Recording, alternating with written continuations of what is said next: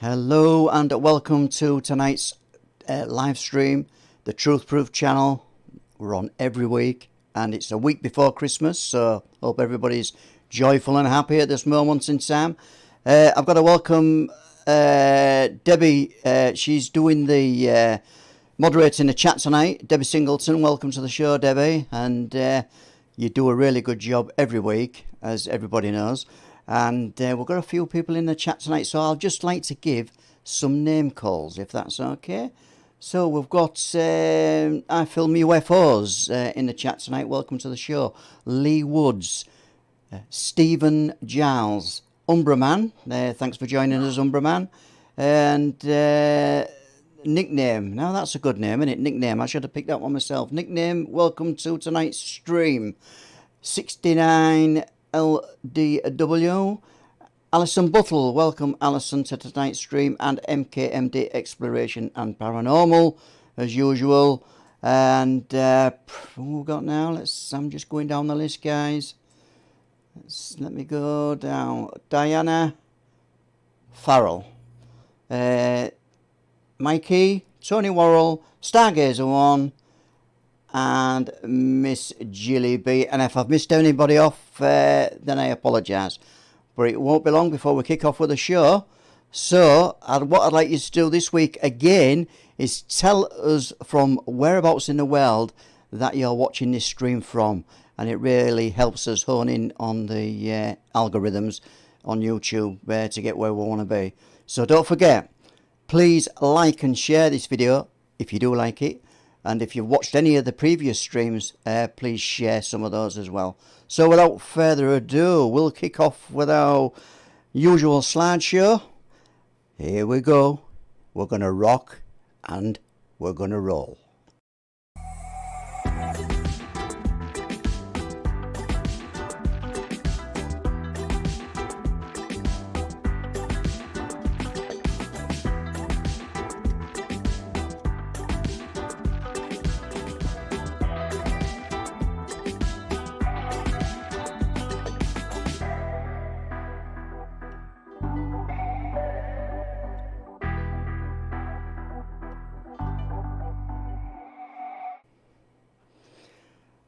Yeah, and I've got to say thanks for all the super chat donations that we've had over the recent months. That's really big help to us.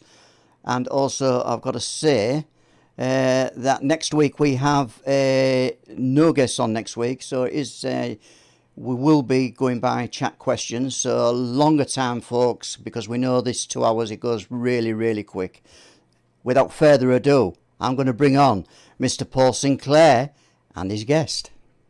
Thank you very much, Les. And it's come round again really quick, hasn't it? And tonight we're talking to multi-phenomena researcher, cryptids, UFOs, full compilation of everything unexplained, Bryan Bowden. Bryan, welcome to Truth Proof live stream. I thank you. It's great to be here, and I appreciate you inviting me, my friend. I've been a longtime fan of yours since we've been introduced, and there's a lovely friendship that has blossomed from this. But I do, and I'll say it to everybody here, and I said it before, when I do presentations, live events, or I'm doing a presentation, at the end of it, there's a very short list of people that I tell people to follow that are important. And I'm gonna embarrass you, but you are on that list. And I really do think, as far as the research of the phenomenon, UFOs, and also cryptids, you're probably in the top 5 in the world. So I always have your back. You know, I will always have your back. I always have your support, and I love you to death. So, Bryan, thank you. You too, Les. Don't take it the wrong way, Les. No, it's really kind of you to say that. You know, I'm same as you. We just put it over best way we can and as we see it, and that's all we can do, my friend. And yep. We've been speaking for years, and I know how deep you go into the research when it sort of hooks you. So I'm hoping tonight you're going to tell us a little bit about some of the encounters, some of the good cases that you've researched.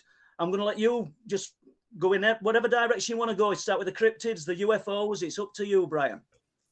It's very interesting because I would say you're very similar to this. There's a lot of theory involved in this entire subject. lot of theories. There's no experts. As a matter of fact, I'm going to state this: if anybody says that they're an expert or comes or tries to put themselves out there, turn and run, because the only experts that exist in this field are, I would say, government-based entities that probably have craft and cryptids and know what's really going on. Everything else is theory and experience. And I speak from a lot of experience out there and some theories that, I learned a lot of science and was going to go into those fields, but there's no money to be made and I got to take care of a family. So, I mean, I could start wherever you want. I mean, I've been following this subject since I was 6 years old. Well, let's start early then. Right. So, I mean, I've always been very much interested in UFOs and all these different type of animals, Bigfoot, and Loch Ness, initially Yeti. It wasn't until only maybe 5 years ago, 6 years ago, I was introduced to what they call the dog man, which is a lichen or werewolf, which I honestly, I didn't want to believe. I thought we jumped the shark, as they said, and like someone's making this up. But I've had my own encounters with those things, which I'm not happy about. And I've also talked to people in the industry, both military and people have also had encounters with these cryptids, and it validates itself. It's very interesting. But to start at the beginning, I've been investigating since I'm 6, hardcore investigating since I'm 18. And, and when I was a lot older, about 20 years later, I met a gentleman who I became very good friends with, and Al Santariga. He started a group, and I was there day one, and we've been doing a lot of investigating together as well as apart. We all have our individual investigations, but we do a lot of stuff apart as well. It's just whenever you can get to it. An interesting encounter that I had, and I was revealing it on another show recently, took place in 2015 at a place in upstate New York. It's a lake that had at one point a military contract to work on a transportation engine for the federal government, and they were using weapons grade material, radioactive material. They had an accident. It went into the lake. They cleaned it up. Okay. Right. So it's always had a high strangeness. It's near the Appalachian Trail. Now that's the trail that goes all the way from Canada all the way down, to Florida for the most part. And also, if you investigate Bigfoot, Sasquatch, and some of the other cryptids there, it is almost like a highway for them. They use that trail to, I guess, maneuver themselves out of harm's way in the public eye, and to, that's where people do have encounters with them. So my buddy that lived up in the area, yes, it's actually said Appalachian Trail, and we're not labeling Bigfoot as the reason, but there's a lot of people go missing on the Appalachian Trail, don't? Yes, there are, because it's an opportunist moment for bandits and thieves and cowans. That does happen. It's not necessarily everybody that's it's a cryptid thing, but we don't know. No. I don't know if it falls in line with David Pilates' missing 401. But it does cut through some areas that have, as we say, high strangeness, ley lines, possible vortexes. So who knows what's a thief versus an actual phenomenon. Yeah. But I know the area we were in has a lot of phenomenon. I think you hit it on the head earlier. You were dealing with theory and speculation, and that's all that we can sort of move with. Right. And as long as we don't jump too far in front of ourselves and start becoming experts, it's all good. 100%. And I'll tell you, when I first started with Bigfoot, which I always saw was the Pacific Northwest, so the West Coast, never thought there was Bigfoot in the New York area. Boy, was I wrong. I mean, my first encounter literally took place where this lake is no more than 35, 40 miles away in a summer camp. And it didn't register because, according to the shows, Bigfoot's in the Pacific Northwest. But later on, I was in a bunk as a camper, sleeping, 3:00 in the morning. There's this big monkey at my window, filling the window frame. probably about 9 feet tall, and it was bending in and doing this, like, it was looking around. Scared the heck out of me because I had to use the restroom that night, and I stayed there in my bed as a young kid in 77, 78 for over an hour. I didn't move because where the face of this creature was no more than 2 inches away from where my foot is. And if it wanted to, it could have grabbed me through the window, pulled me out, and I would have been gone. So after about an hour and my bladder saying, look, either the kid below on the bed's going to get wet or you get to the bathroom, I slowly slid it back. And then I literally did an army crawl under these beds to get to the restroom. That was my first encounter. I've had other encounters out of the side of the eye. Yes. Did anybody else that night experience that then, Bryan?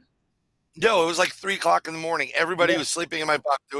There was about, I would say, at least 25 kids besides myself and at least 4 counselors.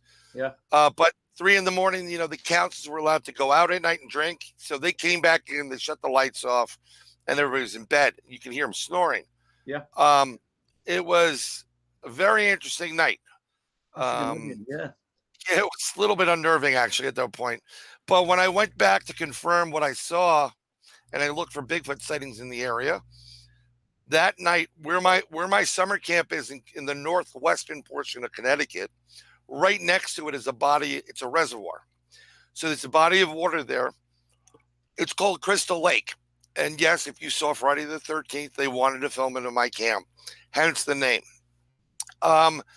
There were 2 sightings of bipedal cryptid right at that reservoir, which butts up right against the property.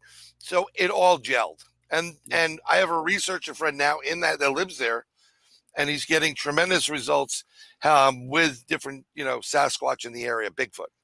But fast forward to, when I had this encounter and thinking of Bigfoot, I'm thinking more of the ape family, missing link, Gigantopithecus. Sorry about that.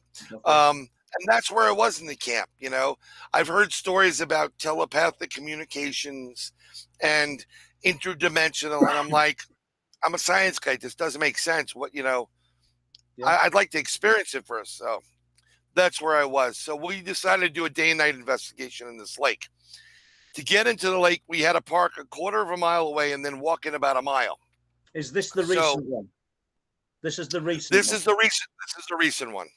And we had to walk in a mile. So there was myself, my partner Al, and a friend of ours, this guy Bill, who had his own YouTube sky watching channel, and he liked to videotape. They went in a couple of weeks before, and they had see these strange pile of rocks and cairns, like pyramid, stacking. And it was just a very odd feeling. They came across these 3 quartz stones that were almost looked like balls. They were like cut into balls. They shouldn't have been there, and they were stacked on each other. So it was weird. So Al had an idea, like, we're going to start this investigation at the top of this lake. Now, to get to this point where the investigation is, you come in, you can either go to the right or the left. If you go to the right, it's a goat trail. There's no way in hell you're going to make it there. But you're going to kill yourself, actually. It's a difficult path. I mean, no one's really going to go that way. Lots of trees, lots of rocks, cliffs. To the left, you follow a couple of the Appalachian Trail, and then there's other hiking trails. So we went that way. And to walk there is about 2 miles to the top of the lake. We went on Halloween. It was a full moon. A meteor shower was taking place. And of course, being Halloween, the veil's the thinnest. So the whole thing was going to be a day and night investigation. Now, you're technically not allowed to be in this park after dark, but you can be on the Appalachian Trail, and they kind of kiss each other. Yeah. So we can straddle that line. So we go into the woods, and we're videotaping. And as we're walking in there, I catch out of the corner, the peripheral vision, something following us. And it's really weird. I've seen it in a movie where you can see something walking behind a tree you should see the other half of it, but it was brown and it just disappeared. I said, we're being watched right now. I noticed that from day one, from go. We go into the area, we do the hike, and we set up at this camp this point at the top of the lake. We put up our chairs. So I'm on the right. Al is sitting in the middle, about 10 feet away from me. And 10 feet away from Al to the left is Bill. We're not going to start a fire because we don't want to be seen. We don't want to start a fire in the woods. None of us have firearms, besides the fact that if you get caught on federal property, you're going to jail.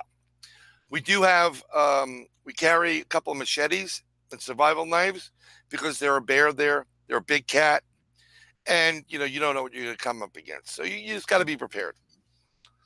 We started the day doing some investigations. We called our psychic, who's in Arkansas. And there's something about that area where she was coming through on the other end, almost like she had Bell's palsy. She couldn't speak. It was distorted. We're like, what's going on? She goes, I don't understand you guys. Well, we're not understanding you. So we would try to call her back a couple of times. And each time we did it, we would do some investigations. I had a clear cut skull out of crystal.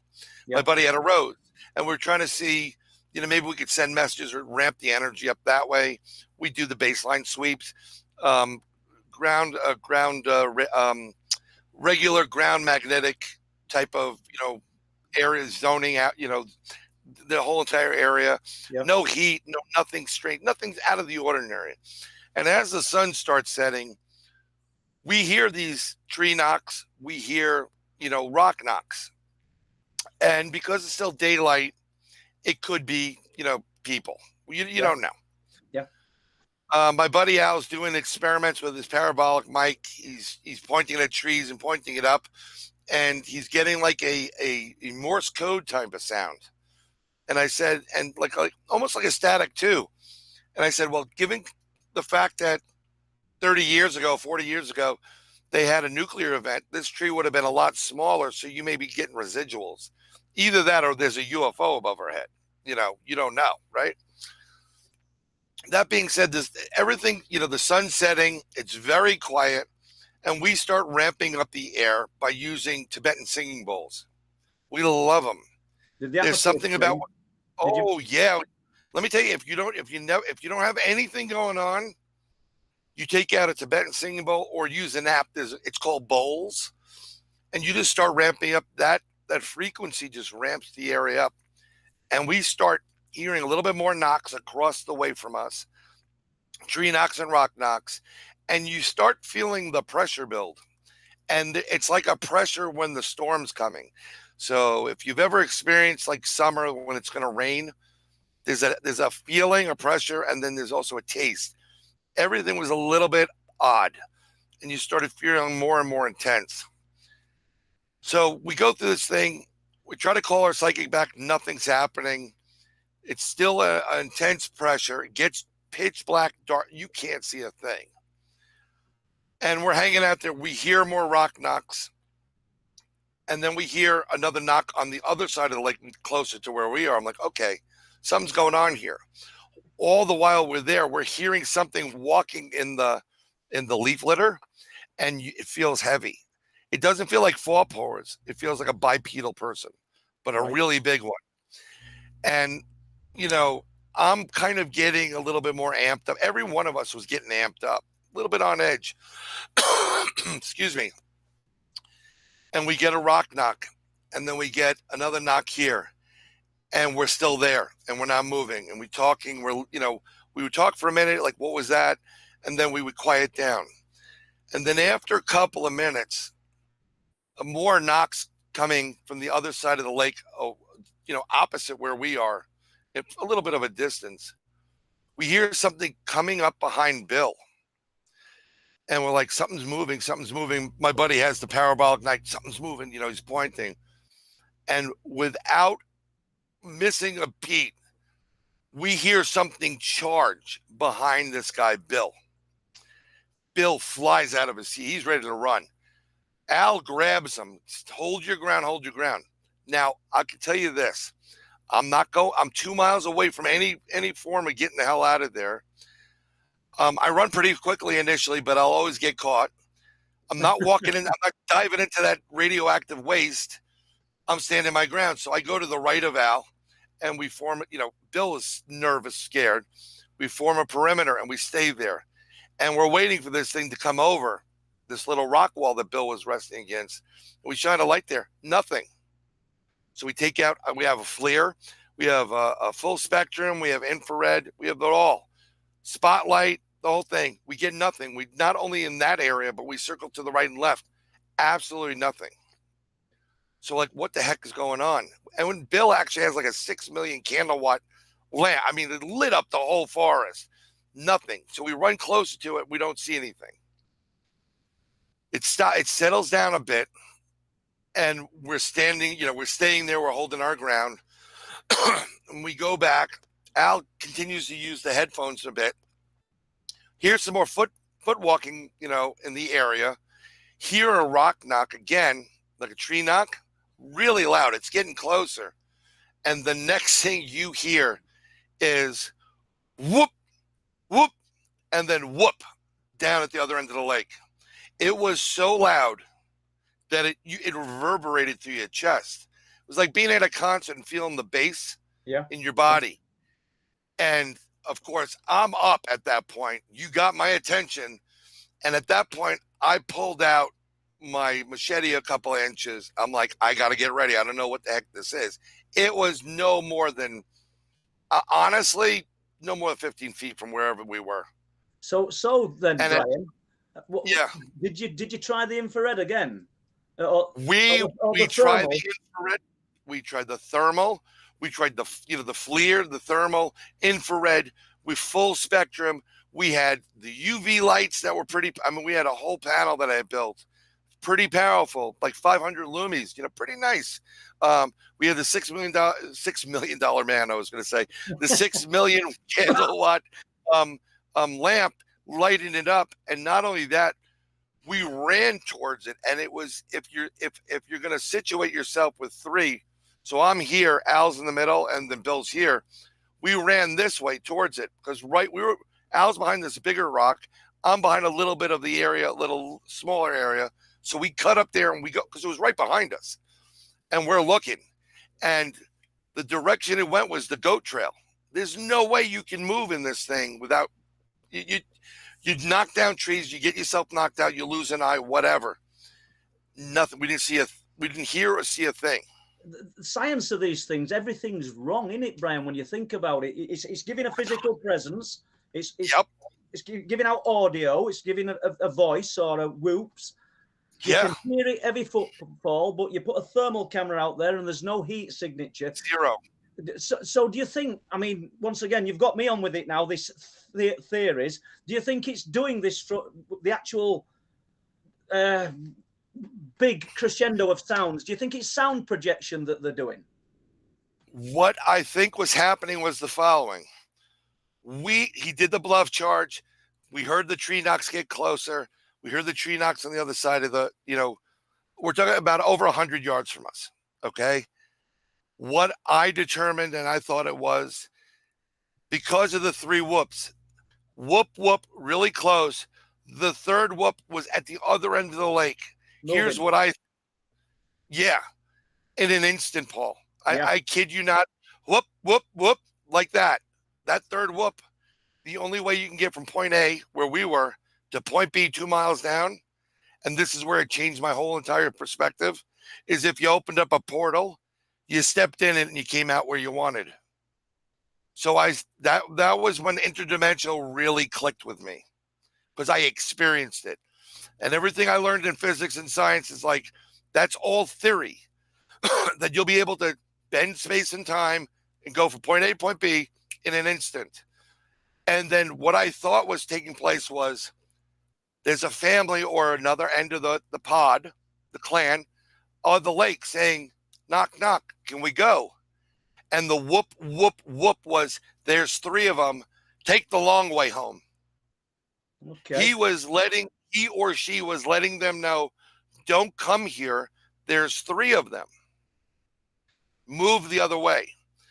After that moment, after investigating for about 5 to 10 minutes, we're discussing, we're settling down, we're sitting down in our chairs again. We couldn't see anything.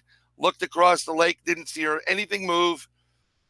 I'm sitting there, and the last thing I heard right behind me now where I'm sitting, I heard something breaching the branches above behind me.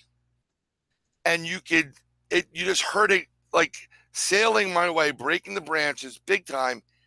It thud hit the ground probably 15 feet behind me on this little hill, rolled, hit my chair, knocked me out of my chair about 12 feet. I just kind of flew out. I looked back, huge, like a rock, really big. I couldn't have picked it up. I'm pretty strong, but what all this time then, I don't know Bill, but I've spoke to Al over years. What did Al think to this? I mean, because he's not kind of guy that'd be frightened. This must have frightened the three of you, surely. Bill was really, this was more, I think, than he bargained for. 100%. Al and I were in the same camp. This was a Sasquatch. This was a Bigfoot. Al's had an experience with something here. He's heard the whoops before. He's brought people to this area before and had interactions, coyotes running from these things, scared. So he's had issues, like not issues, but interaction with something there that's big. So I knew what I was dealing with. This was 100% a Bigfoot, Sasquatch, whatever you want to call him. I think what that rock was, and let me tell you something, if he wanted to, he could have killed me without even thinking about it. That was a really pissed off Bigfoot, kind of like, I hate you people. You should just go. Yeah. Out of frustration. So prior to this then, yep, you were thinking these are flesh and blood, and your mind changed that night. 100%. Well, I'm gonna amend my theory eventually. Yeah. So I'll just tell you straight up. My theory is this. I've always thought that Bigfoot used infrasound for almost like a camouflage, and was able to. There's a couple of reports out in scientific journals. I can't get them right now, but where you could use sound waves and infrasound. They've been using it, and you can manipulate the optic wavelength. Okay. If you combine that with something that has the ability to change matter or energy into electromagnetic energy, which is going to come into play in a second, then you can affect all these cameras. The reason why the Patty footage, which I believe is 100% valid, is so good is because the cameras they used had zero electronics. Yeah. Real film. Everything else is all digital now. So that's why Al likes to go old school, new school. Sometimes he brings a real camera with film. It's a bear to get developed. No one does it anymore. It's so strange. But without the electronics, you're getting a pure image. As you see is what you're going to get. Electronics, you can change, you can drain the battery. You can manipulate with an electromagnetic pulse. You can manipulate anything. I mean, the EMP will totally distort everything around you. So at that point, what I thought happened was, and I believe it's true, those are fire trucks, just so you know. I am in New York City, by the way. And what I think happened was it got frustrated. It was protecting its family. And in order to go from point A to point B and then come back without a sound, mind you, you're a big creature, lots of weight, at least I would say about 1,000 pounds. It had to do it interdimensionally. It had to be able to manipulate itself to open up a portal, get into this portal, end in one place, and then come back and do it again without us seeing it. So, yeah, if we jump from there, then that weren't the end of that night, was it, Bryan? Did you? Ooh, matter of fact, after that event, after he threw the rock, I wish we kept it. I couldn't carry it. There's no way. We everything just like cut. The air stopped. It was perfect. The pressure relieved. You're like, you could breathe better again. You're like, okay, this is over. So we hung out a little bit, and Al, we were talking about like maybe we should move on from here. We kind of pushed the limits, in my opinion. It was a depends moment. I was puckered at that point because it is a rough thing to be dealing with something that is that big. But I thought, let's give it its space and move away. And Al agreed, and he was thinking of it anyhow. we were going to move to the next location. Now, to walk there from where we are in the daylight would take you probably 15 minutes. So we're all packed up our stuff. We had our own chairs. And I remember I have an Olympus camera T4, I believe it is. It's an underwater camera. And the reason why I purchased it wasn't for scuba diving. It has an ability to take great low light, no light shots. Again, underwater when the sun's not there. Really crystal clear without any artifacts on it or embellishing in the image. So I love that camera for that. And I was going to pack it in my bag. And I said, you know what? Don't be that guy. And I put it in my breast pocket, my jacket. And we all get our headlamps on. We start moving out into the brush. And where we're going is we're going to go around the lake a little bit to the next thing, which is opposite where the camp was, where we first were. Beautiful night. And we're walking. And I noticed it as soon as I started walking, it opened up. There's some stars in the sky. The moon's full. And I see something that looks like a yellowish orange lamp going in the sky from my right to my left. And if I'm correct, that would be from southwest to north. And I see it, and it's going like this. And I'm looking at it, strange, no other noise. I thought maybe a helicopter, old school helicopter.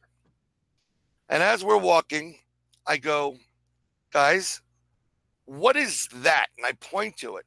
And it goes like this. It stops where it is immediately and starts heading right to us. So I'm thinking, this is great. So I got Al in front of me. I'm in the middle. Bill's to my back.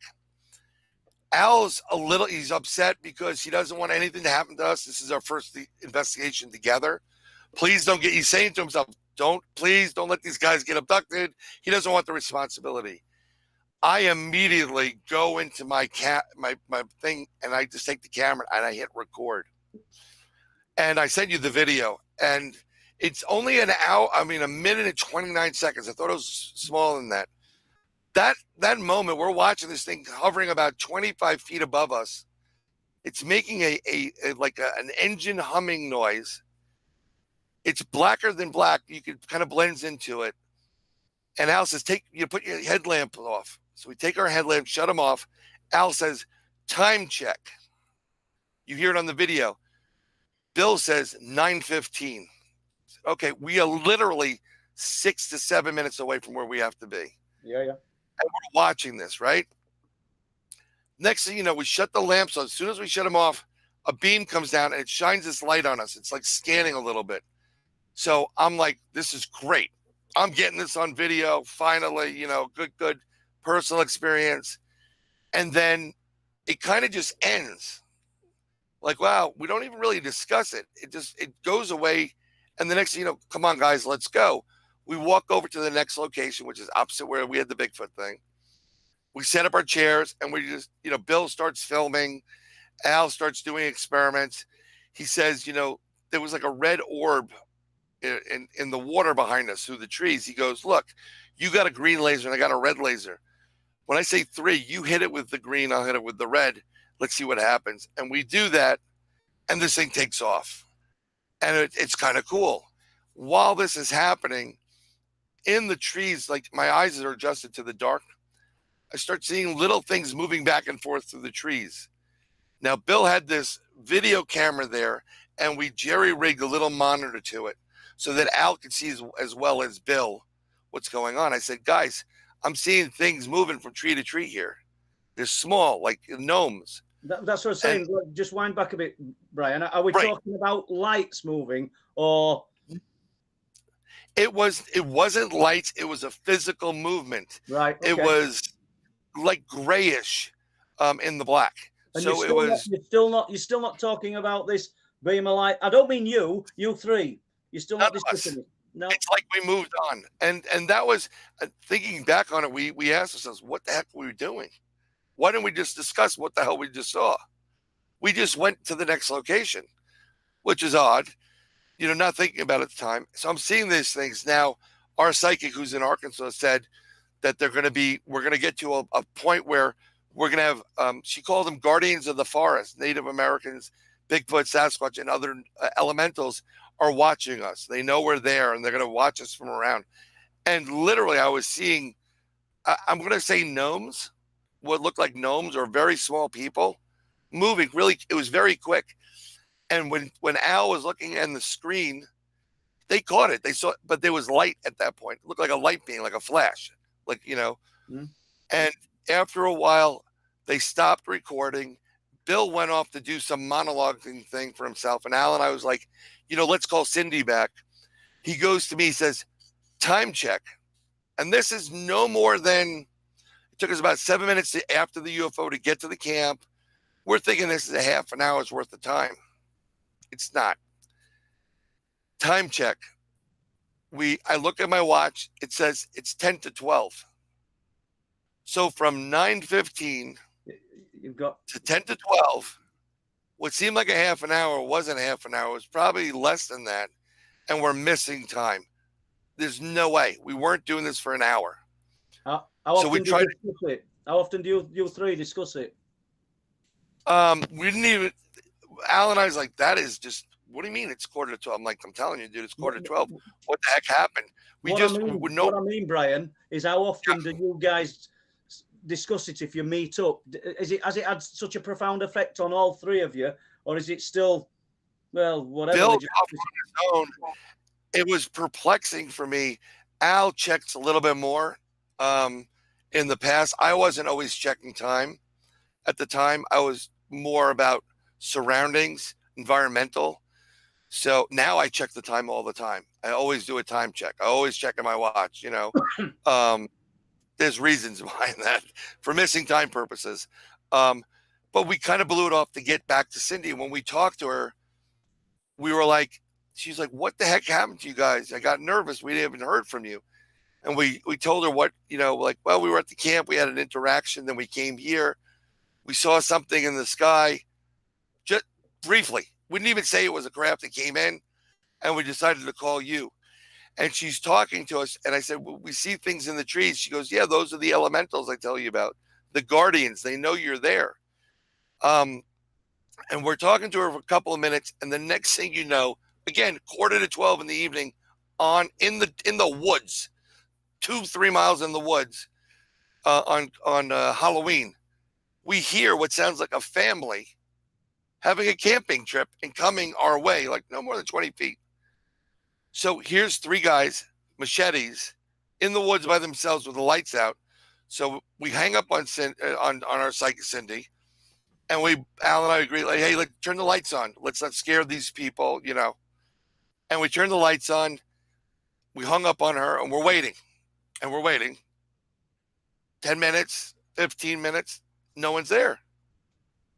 So we go investigate it, nothing's there. I'm like, what the heck is going on here? These people should have been here. It was a regular conversation. You know, you'd have with the kids on a stroll. So it's like, we don't hear them anymore. So we call Cindy back and say, sorry about that. We heard a family that was coming our way. She goes, they aren't there now. That's a rip in space time right now. What you heard was going to be there tomorrow. That's what she's telling us from Arkansas. I'm like, so we're a little bit perplexed by this. We're like, what the heck's going on? So that's absolutely one crazy experience. So many things happening all at the same time. That is multi-phenomenal. It was a perfect storm of events. And not long after that, we kind of like, we went to go look at the camera to see what Bill recorded. And it looked like there was 30 minutes of recording on there. Because, you know, when you look in your cameras on a video, it'll tell you on the bottom, all this does is mirror the eyepiece, right? So it tells you like how much time you recorded. And we're using an SD card that's no moving parts. Brand new, perfect. We recorded on it. We've played back before. Nothing. Can't find the file. File's gone. It's strange. It's there, but we can't play it, right? Yeah. Totally strange. So many people have said similar things. I don't mean about that collective of experiences that you had in the forest. I mean, that's quite something, you know. But the actual, I filmed it and I've looked and I can't find footage on my camera. Or you'll see the file name and it'll say whatever .avi or whatever it is, and you go to click. It says file corrupted. Yeah. How the hell does a file get corrupted? You just watched. So I mean, so nothing. unless there's more to that, and we can come back to cryptids. I'll just make it. I'll make it really quick. Yeah. Basically, we wrapped up after that. We decided to walk out. We started walking out, and normally we would go to a diner to discuss what took place, but we kind of had the consensus like nothing really happened. We all went our separate ways. So, which is weird. And I remember going back home. Then I had to drive the furthest. I was driving, scanning the skies. I get home, and my kids go to a religious school on Sundays, so I slept a little bit later. I came home. I'm standing there without a shirt on. My wife and kids come in, and they go, "Dad, you're here. What happened to you?" I'm like, "What are you talking about? What are those bruises?" Didn't even notice it. I only noticed that when I got up, I had a weird taste in my mouth, metallic. Yeah. I looked in the mirror. I was spitting blue. I had blue phlegm, like I ate something blue. And then they came in, and I had 2 bruises on my stomach and my chest. Nothing hit that area. So I called my buddy Al. I said, "Al, does anything weird happen?" He goes, "I have something in my lip hard." I said, "Do me a favor, call Bill, find out." So he goes to call Bill, and I'm talking to him. "Oh, nothing. We did whatever." Fast forward, Bill, he finds out about 3 or 4 in the morning, woke up in his mother's house, which was the closest, screaming bloody murder, scared the hell out of her. And he doesn't understand what happened during that. So we all agreed to get regressed together if we were going to do it. And Al was going to do it initially with Rosemary Ellen Guiley. Fortunately, she passed away. But that was one gigantic encounter. Well, it's one that there's probably more to come. But I tell you what, if you speak to Al before I do, I think at some point we'd like to have him on here and let Al tell this story as well. I know there's going to be similarities, but we can come back to your views on dogmen and other things in a while if you like, Bryan. But whatever you want me to. I want you to tell us about what the New York State UFO project was and what it was about. I'm sure you've got information on that, have you? 100%. We used to do live meetings with people to discuss. What we try to do is we investigate UFOs, abductions, sightings everywhere. We do it around the globe. Actually, we had a case in the UK as well. And we have connections all over the place that we could send people to and say, "Hey, look, we got this case here. Can you investigate it or whatever?" And there's a lot of good guys in the community and women that they're very amicable.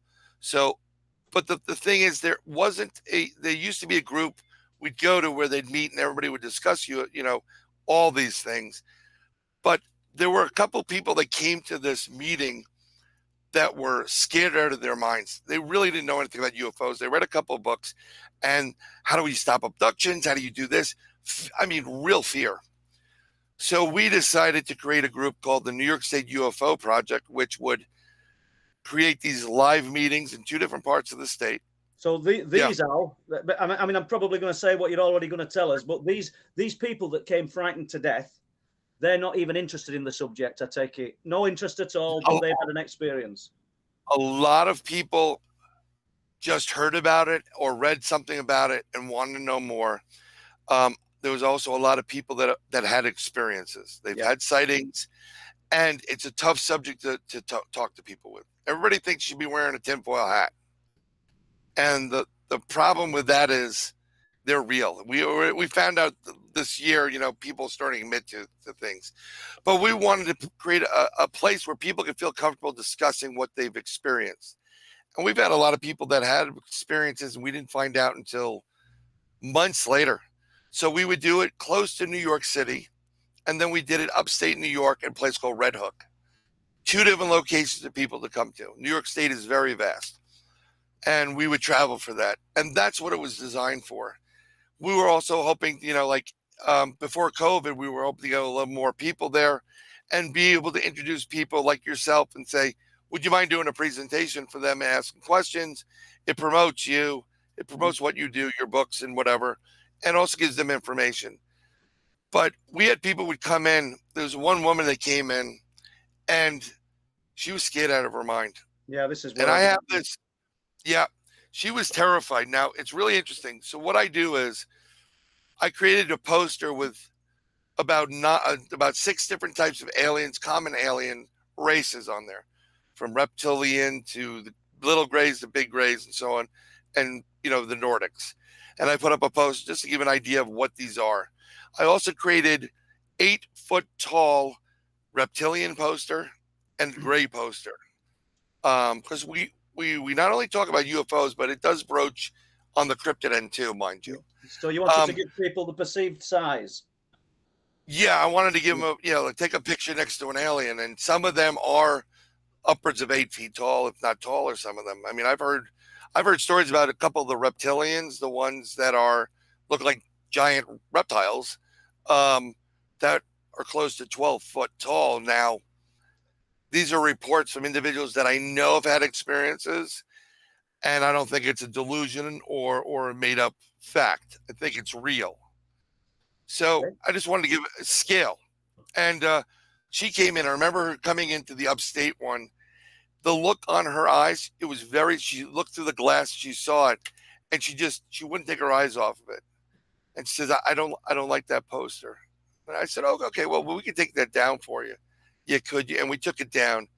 And the reason why is she lives in an area in New York State that she's had an interaction with reptilians. She wasn't into this at one point, and her child, I believe, was drawing these reptilians, saying, and like him in a ship with the reptilian there, and you could see the space on the outside. And I believe one day it was that he said to her, he goes, "You're not my real mommy, but I still love you." Her child. Which, yeah, 3 years old. And she said, okay, honey. Goes, I still love you though, even though you're not my real mommy. He's telling her all these different stories that the people that visit him, which look like this, and he draws a reptilian. They're my real family, and I'm just here. So this freaks her out. She kind of has her own little moments while sleeping in her house with something there that looks like a reptilian. So she comes in, and she didn't tell us this for months. She just came and listened. And that's what we try to do. We try to give a place where you could talk to people about what experiences you've had. A lot of them were the grays, the little grays. A lot of them just remember little grays coming in, but they don't remember a thing after. Some of the ones that have had experiences for decades are now, well, they showed me a movie. It was really fast, just kept on playing, and I couldn't really catch everything. And what's very interesting about that is, I don't know if you ever done time in the military, but in the U.S. Air Force, they use that technique. They'll put you in a room. It's completely dark. They'll put a screen up there, and they'll start flashing information super fast, and you get it registered in your head. You don't realize it. So they were getting their information, and I think what happens is the more you start to remember is the more that you're accepting what's going on. They don't give, it's a very few people that have an experience, like the ones that regress themselves when they shouldn't. And that's an overall shock to the system. We've had a couple of people like that, like, I can't sleep at night anymore. I'm like, they should never regress themselves. But if you take little bits and pieces of it over time, you'll be told by these extraterrestrials what your purpose is, who they are, why they're there, and what they're doing. And this is time and time again. I've heard this from several people. I mean, I think Derek Tyler. Yeah, I know Derek. Derek well. Derek, I sent him that video of the UFO, and he was like, "You've been downloaded." And that's where, now I don't remember anything. I said, "Should we get regressed?" He goes, "How do you sleep at night?" I said, "I sleep fine. I mean, I have a hard time sleeping." No. Do you have nightmares? No. Don't bother getting regressed. You'll never be able to sleep. Derek's a big advocate of people not getting regressed because he obviously, not at all. He says the reason you can't remember is because it'd be too horrific, some of this stuff, if you did remember. And for anybody, just read his book. Yeah, Alien Contact, The Difficult Truth, and Alien Contact, Paradigm Shift. I've read them both. And if anybody, we need to get Derek on here at some point, because he did a presentation at Contact in the Desert, and one of the best presentations I've ever heard. And there's a plug for Derek, because it really was good. And you know, you can't praise Derek Tyler and his knowledge. You know, I mean, he will say things. You say things, Brian. I say things that nobody's going to believe. And that's not, do you know, because that's the way of it. I've written Night People about my experiences. Yeah. And people are going to open that book up and go, that's not happened. What a load of rubbish. But I can't help it. I can only say it as it's happened to me. And you're relaying other people's accounts and your own story. Exactly. You know, I'm very thankful, and I think you probably are, that my wife is very good about it. She doesn't necessarily, she's seen some things. You know, when we first were dating, we had a craft fly over our car that was the size of a football stadium. Okay. And to this day, she acknowledged it. She was hanging out my moonroof. Excuse me. And to this day, she says it was it was a balloon. It wasn't no balloon. It was huge. It's crazy how people are so quick to find the earthly explanation, and we should do that anyway. I do realize that, but it's what we do as human beings, isn't it? But you know, when it's rationale, but when it's actually perplexing us for years and years and years, and you still haven't come to a conclusion, you realize that there's an element of, well, absolute total strangeness to what you've experienced. But just before you go on, Brian, and I'm sorry for cutting you mid-flow. No, please. We'll just I can talk too much. Al will tell you that when he comes on. Well, it's your show, mate. It's your show. We'll just see if Les has got it. Sure. Yeah, thanks, guys. Really, really interesting show so far, and thanks for being our guest tonight, Brian. Pleasure. I've got to say, I've got some questions in, but just before that, we've just got a little bit of housekeeping to do. Paul, I think you have a website to push. Can you tell people of your website, and can you tell people of the books that you've got on sale if they want to buy any, and anything else they may want? Okay, Paul. The website's truthproof.uk. Don Lodge puts all the information on the website. We've got a list of totally original UFO reports on there, never been heard anywhere else, which is brilliant. The books are for sale on the website. It's no longer for sale on Amazon unless you want Kindle. And we also sell the books on eBay.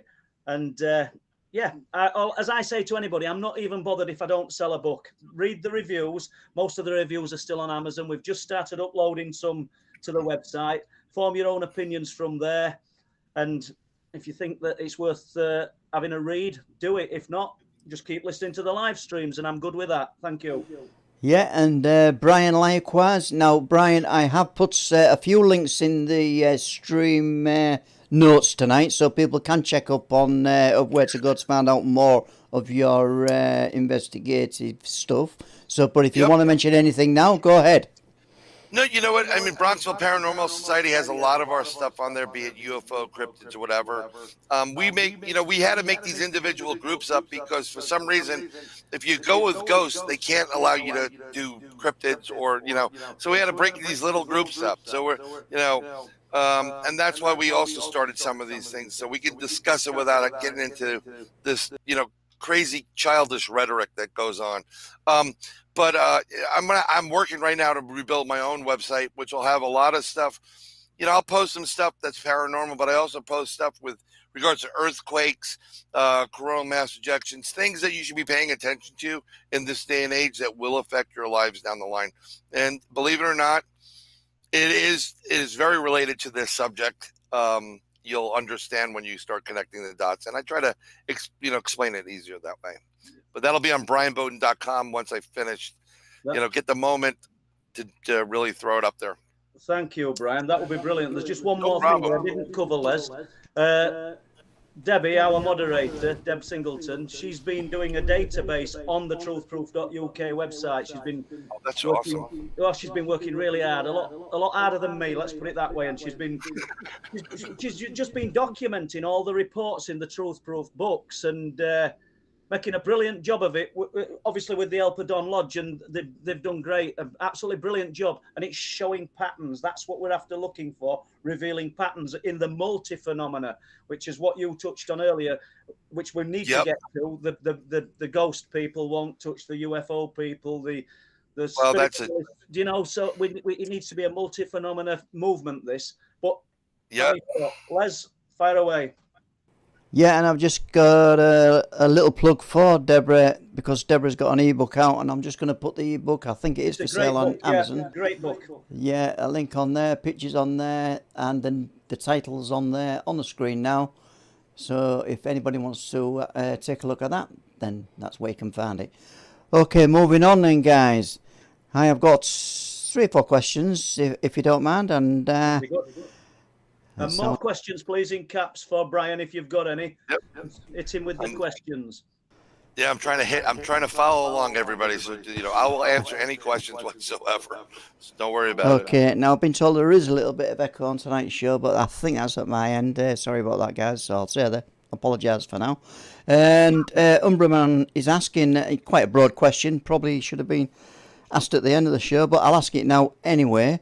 And the question is, if you could visit stroke get access to anywhere or any research, what would it be? So that's easy. I would love to. Well, there's 2 places I'd love to hit, and if I was fluent in everything, I definitely would love to hit the vault of the Vatican, because they know things, and they're just going to keep that closed. But I'd also like to hit that whole Area 51, Groom Lake / those super black for eyes only, or level Q type of stuff, just to get the insight, because it would explain so much. It would. I think you would be blown away, and I've always said this, that I believe that there's our country, your country, Australia. I think we're all working together, based on primarily U.S. stuff, to back engineer some of these crashed crafts, and the science has just accelerated tremendously. I thoroughly believe that the U.S. alone is 150 years ahead of any country in this world right now, and that's why you're never going to get disclosure, ever. I wouldn't disclose it. We have too many, I use the term enemies, but it's not a kinder or gentler world, so you have to be very reserved by it. And I think they have the ability to do that. So I'd love to hit those 2 spots. Right, yeah. Just one sec, Les. Why do you think the US is 150 years ahead of? They've been doing it. They've been doing it longer, and they've made. I believe they made some better agreements, and the relationship that they've had is far superior. I mean, look, don't get me wrong. As an American, I'm an American. It's not a jingoistic thing, but the U.S. is the ones, they go into every part of the world, and other countries don't like it. Even the UK is like, well, we don't want to be, beholden to the Americans, but the U.S. makes they're not going to stop doing it. You have an alien crash in your country, in the UK, they're coming in and getting it. They're not going to let you get it, before anybody else. So they haven't hit China. And there's a couple of spots where Russia and the U.S., in that Arctic area there, where I'm sure they were both racing for that. But that's why I think they've had, a really big jump on this. And I do believe that there's agreements in place between a select few extraterrestrial races, and they've been given this information. So if even if they give us, think about it this way.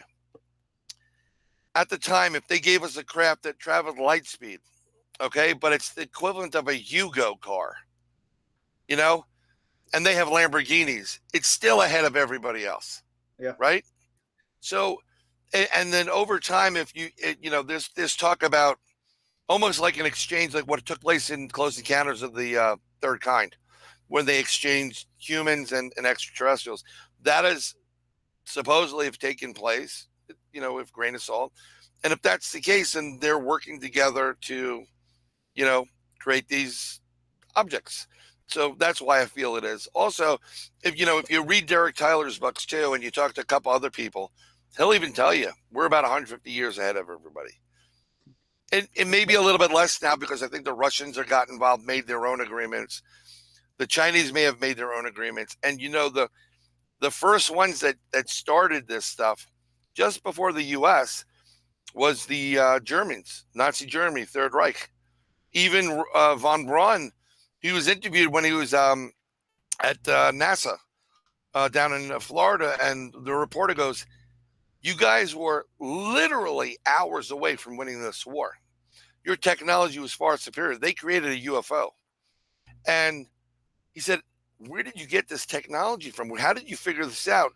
And von Braun is quoted, "We got it from them." And he's pointing up. And he wasn't pointing about God. He was talking about other beings not of this earth. Okay. So that's why I think we're that much ahead. It may be slow in the gap now. Well, Okay, yeah, you, great Bryan. response there, Brian. Thank you. I've got a question from. Let's have a look. Here we go. Yeah, UK Bills fan. I think that's the name. Does Brian know anything about the Beast of Whitehall? Happened in upstate New York in the mid-70s. The Beast of Whitehall. Whitehall is a huge area for Sasquatch. They have a Bigfoot festival every year. There's a lot of sightings up there. That area, it's primarily a Bigfoot encounter. And let me explain something to you. I've had pretty good interactions with Sasquatch. But like anything else out there, there's always good and evil, good and bad. Everybody has a bad day.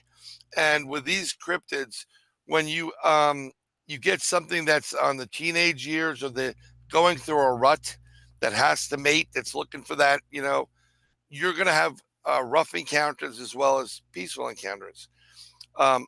We haven't gotten up to Whitehall yet. There's a lot of strangeness in that area, not only Sasquatch, but also UFOs. There's a spot that we were alerted to. There's a woman that has videotape of the cameras on her property in the Whitehall area. And in the cameras, she wants us to go and get rid of the aliens. And I'm like, ma'am, I don't have a say to get rid of aliens, but she's had a Bigfoot on her property. And in this video, if you zoom in on the centerpiece, which is her truck, you will see a tall gray there, and it peeks its head out every once in a while. And it's pretty crystal clear. I can't share it with anybody because it's her video. But the beast that you're talking about is Sasquatch that we're talking about. And there have been plenty of interactions where it's been very aggressive and very dangerous. And there's also a couple of interactions where it's been pretty peaceful and helpful. And for the record, this is just from my personal opinion. If you have a Bigfoot in your area, 99% of the time you're going to have on a different, like there's going to be a barrier between the two. You'll have a dog man. And they kind of barely coexist. Some of them respect the boundaries, but the dog men are a bit more aggressive, and they will egg on. They'll try to instigate something, possibly by kidnapping a younger Sasquatch and whatever, feeding on it or what have you. There have been plenty of interactions where these two cryptids are going head to head and fighting. Okay, thank you. Okay, I've got another question. Thanks for that, Brian. Yeah, and a question from Patricia Adams. Right, Brian, if they are bigger and stronger and have every advantage over us, why do they run away? That's a good question. Oh, it's very simple. Humans are very violent. We have guns. We don't need to be bigger than them with right artillery, I suppose, do we? We've proven to be very aggressive. Some of us, you're talking about artillery, or you're talking about like an M50, a 50 caliber bullet, pretty big, takes out helicopters, and we just do things mindlessly. We're not.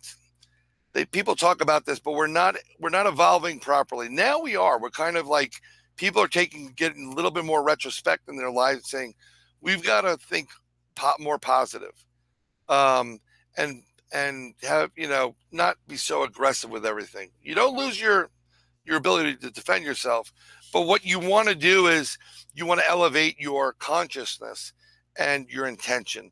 And we're doing that. And that's why I think more and more the reports and the interactions are more favorable. But in general, I think these entities are its own species. It's not a byproduct of any type of great ape or monkey. I think it's its own species, just like I think the dogman is its own species as well. It's just there. I think they are interdimensional species and beings, and they're able to travel back and forth. I think they like to come here because they know the forest very well. They forage, they get food.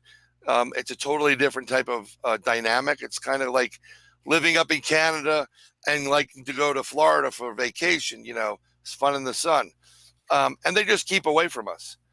But Bryan, why do you think it is that the we'll call them dogman, werewolf, and I'm on the same page as you. I didn't think I would become even remotely interested in this, but why do you think it's becoming more and more? I won't say in vogue. That's a little bit too much, but more and more interesting to people. You know, because we talked about dogmen or werewolves or something to do with silver bullets and full moons and old sort of frightening movies. But now people are seeing the reality of these things. We've got first-class witnesses for Wolflands who've seen things that, Les, you know, I mean, even Les jumped into Wolflands. I mean, I know he's sat there and he's listening, but Les jumped into Wolflands to do the documentary with me and do the filming. But I don't really think he attached loads of credence to what we were investigating at first. And that's no disrespect to Les, because I think the vast majority of people, but now he's heard these people, it'd be interesting to ask Les this in a minute. I think his views have probably changed. But I'll ask you first, Bryan. So why do you think that we're seeing so many reports of this, what people are calling the dogman, the werewolf, now? Right. So where Bigfoot is very elusive, dogman's very aggressive. And I've heard some stories recently of them not being as aggressive, but in general, I know that they're very highly intelligent. They know what they can do and how to do it. They're very aggressive, and they take the keys from some Sasquatch, will, depending on where you live, will literally come to your door and peek in your door, like that Sasquatch did in my bunk. It's curious about humans. Ooh, they're sleeping. Humans leave messes and food, so there's a food source. But I've heard, stories from researchers in the Hudson Valley. She had a fishing store at the back end of her house and her home in the same area. And the home doorbell was different sound than the back, like someone at the fishing shop. 3 o'clock in the morning, front door, back door, front door, back door. And then she goes out and she sees the tracks, and it's like it's like a tri-fingered with a haunch. It's a different track. It's not a human foot. She's had Bigfoot footprints there too. They like to mess around with you. It's very interesting. They like to peek in with you. They'll jiggle your handle. They'll scratch your door. They want you to come outside. Now, I don't know if that's to eat you or consume human flesh, which they may enjoy, or they get off on that emotion. Yeah. Like, hey, let's go scare some people here. They are more likely to make their presence known than a Sasquatch. I mean, there's numerous cases of it. And as more and more we encroach into their wooded lands, you're going into their area. So they're gonna be a little bit more aggressive, and they're gonna let you know they're there. Just for a moment, Bryan. Yeah. Just unless Les don't want to give us his views, but since Les started filming Wolflands with me, and we've met these people, have your views changed? And this isn't something that's loaded, ready for Les to go. Yeah. Totally off the cuff. I'm just interested, Les. Right. Well, yeah, it's, as you say, Paul, I've been very interested. I was interested before we started filming, obviously, and I hadn't up to that point heard any witness accounts, but having heard them firsthand, like yourself, at the same time, then yeah, it becomes more and more interesting. Now, what I found fascinating is the fact that, now I think Bryan's alluding, and put me right on this, Bryan's alluding to the fact these are flesh and blood creatures. And now a lot of They're people both. have, yeah. Oh, they're both, yeah. So dimensional, different dimensional, and flesh and blood. Is that what you're saying, Brian? Yeah, that's just my 2 cents. It's just from personal experience. That's And I think that's on why the I'm same saying it. page, actually. I think I'd be with you on that. I don't know whether we call it interdimensional, whether we say the jumping through portals. I just know there's something different to what we are. Normal Yep. body composition, they're able to do different things. But let's just Yep. stay with Les for 1 sec, because then we'll jump Sure. through for another 45 minutes. Les, go on. Yeah, I'll just finish off on that, and this is just my observation, Brian. You might want to chip in here. Sure. Is that I'm very fascinated, and you brought up the name David Paulides earlier on in the show, and I'm interested in some of the reports he gets passed on to him, and this is people where they're on a forest trail, and they go into a silence on the forest trail. The scenery seems to change, and they're at a loss as to where they actually are for a few minutes, and then everything comes back to normal. That's really, really interesting to me. So I believe this is just my theory. I can't prove it, but I believe there are certain points around the globe which we know are ley line based and near those areas. And I think at certain points in time, vortexes are created, and there's a thinning of the veil between, and here's where it's going to get crazy, parallel universes. This is where quantum mechanics are going to play a big part down the line. Quantum physics will explain a lot of this. And I think what happens is you're walking down a path, and I will guarantee that if you really interview these people, they'll say there was a gust of wind, or there was some kind of event.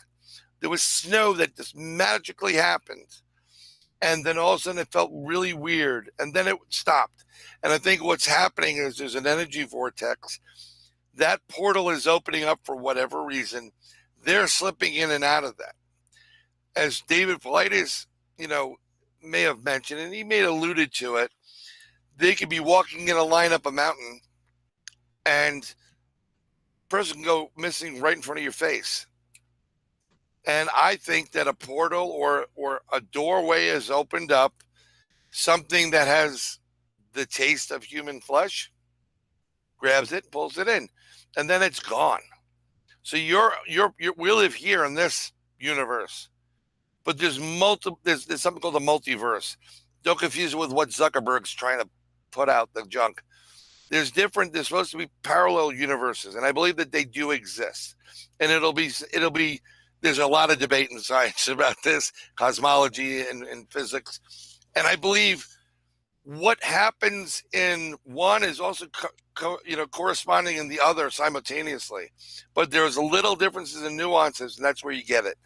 And certain beings are able to go from one to the other. They can, if there's a portal or something is opened up, they'll be able to bounce back and forth. Because once you know a roadway exists, you're going to take that road, right?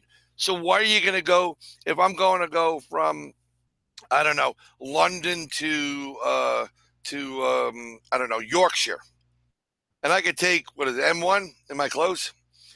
Yeah. Well, if I take the M1, but I know there's a shortcut here that'll cut 25 minutes off the trip, or it'll cut it in half. Where am I going to go? I'm going to go that shortcut, right? Yep. That's something you could try too. And I think time and space can be manipulated. Try doing a trip. If you know that from point A to point B, it was 20 minutes, say to yourself and constantly say, I'm going to do it in 15. And then make the trip. I guarantee you, over time, when you put that consciousness into the ether, you'll start making it in 15 minutes. It's happened numerous times. I do this all the time. I know, I'm like, I want to get home in 15 minutes. It's interesting. We had a guest on a few months ago, Paul Askoff, and he likened the multiverse, which you've been just touched on, as a vinyl record, and with loads and loads of different spheres of existence. All there, and like the scratch on record. I don't think Paul said a scratch on record, but it'd allow us to just touch on that existence and that, or to overlap onto ours. And I thought it was a good example that he'd come up with. Once again, you hit on it on the beginning of this show. All we're doing is speculating and theorizing, but that's all we can do, Brian, isn't it? You know, we've not got no more. 100%. You know, getting back to I don't want to take away, but getting back to the multiverse, what's very interesting is, and I think what plays a big part, and the reason why you're seeing more of these dogmen and cryptid encounters and Glimmerman and all these strange things, is because here's where, and even what they call the Mandela effect. The person that coined the phrase Mandela effect, Fiona, and I've got the last name, did it in about 2010. Okay. Because that person felt that Nelson Mandela died, but he didn't, in fact, die. He was alive. Here's the problem. There's something called, the colliders. Yeah. The big colliders. Well, the first one was in called Fermilab. It's out of Illinois. It started up, it ramped up really quick in the late 90s and shut down instantaneously around the time that woman decided, wait a minute, Mandela's alive, but I thought he was dead. So what I contend with this is, I contend that they were experimenting with something, smashing these particles and atoms, and in the process, didn't know that one of the byproducts was they teared our timeline and several others. When they converted that energy and it blew up, it shredded some of these timelines. And timeline A, which is where we're on, the tail end of it got hooked up with timeline B and sewed back together again. And that's why you have the Mandela effect. And because you skipped and you opened up different time space, cryptids or creatures that exist in one see that little crack, because it's never going to be a perfect seam. And they go, what's that light? And they crawl through there. And isn't it interesting that in Chicago right now, they're having a rash of flying humanoid cryptids in the area? Well, right? I'd love to hear about that. Hopefully, you're going to talk to us about that. Yeah, I just want to see if Leslie's got hotels to add, and then we'll questions. I'm not cutting you short, Brian. I want to hear about the No, not a problem. Yeah, I've just got one question at this moment, and it's from, let's have a look. It's from Nickname, and he or she is asking, what case in the UK did Brian investigate? I thought that. Okay. Are you talking about the UFO case? You touched on it earlier. You said there was a case. Right. We had a case called. We had somebody contact us out of Bristol, and they were talking about a bright orange craft that they kept seeing, and it was very interesting. It was like it looked like a star at one point, reddish orange, and then it would burst, and then it would just go back down. And they thought at an angle where they were, maybe it was like a light tower or one of those lights or something that exists there. But it wasn't, because they said that the craft started to move in different locations. Okay. And it kind of got closer to us. So we're trying to investigate it. I was trying to get people that were in the area that I knew, like, directly. Like, I know some people that, some of my really good friends over the U.S. are from the UK, and they know Bristol like they were born and raised there. And I said, I would ask them investigations. Al, I think at the time, was asking them questions, trying to track down people online that were UK researchers. But this was a bunch of years ago. It was almost 10 years ago. Yeah. And it wasn't as prolific as it is now. There's a ton of people come out all the time. Oh, I'm an expert on, whatever. I'm like, okay, good luck with that. So that was the case in Bristol. Now, me personally, I've been to the UK. I always thought it was my home away from home. And when I was there, my first place that I wanted to visit was Stonehenge. And I've been there. I went on a tour. Unfortunately, thank you very much, UK. The night before, when we were going out on a pub crawl, and I came out one night, I thought, is there a fire? And someone says, no, that's London fog. And it was the foggiest day of my life. I mean, I couldn't see in front of me. But I did get in trouble there because I went over the ropes and I went into the middle and hey, get back. But that's an area that I want to investigate more. because of the strange sightings. And I don't want to get too far into it, but I've always thought recently that that may have been a transportation hub, a portal for individuals way back then to go from point A to point B. So I suppose we'll never know, Brian. You know, I mean, we've got all these earthworks and energy and standing stones here in the UK and all places all over the world. A good friend of mine, Philip Walters, came up with something about Danes Dyke, which is a big earthwork close to where we are. Yeah. Me and Les have done filming there, and I've done some filming with Chris Turner. It's about 2.5 miles long. It cuts off the headland of Flamborough, and he were on about energy lines, and he come up with some interesting things that I'm going to look into. But you touched on energy lines today, and it's interesting to see if these places line up across the world with the places of my strangeness that you're looking into. Yep, I think they do. And what I'm going to recommend to you is the following. When you go to these places, please have a Geiger counter with you. Yeah. I want you to understand the radiation. Now, when things like this portals start opening, what will happen? And this was proven on that show, The Secrets of Skinwalker Ranch. This is what we've experienced. We didn't publish it, but we've experienced it. You can be at 120 degrees, super hot. And when a portal opens up, that portal will start going almost to zero. It'll be extremely cold. It'll show up on your FLIR almost black. Okay? Bring your Geiger counter. It will the radiation levels will start, going up. Okay? I guarantee this. And I highly recommend you also bring a tone generator. Now, we use Tibetan singing bowls, but I have tone generators that I have. And start playing out with tones. Go very, very slow, but you want to be in the God frequency zone. I think it's 432. You want to start playing around in those tones and just send it out there and watch your levels. I guarantee you that you're going to start hearing things around you, and all these things are going to, your RF meter or tri-field is going to start ramping up, and things are going to start happening. Because I think the secret to all this is consciousness, tone, vibration, and frequency. That is universal. You're so right. It's universal between cryptids, UFOs or extraterrestrials, interdimensionals, and even what I call the paranormal, like, ghosts. That's what I think. Trust me, this is a theory that, I've been had for a while. And Al had his epiphany, and he agrees. We talk about this all the time.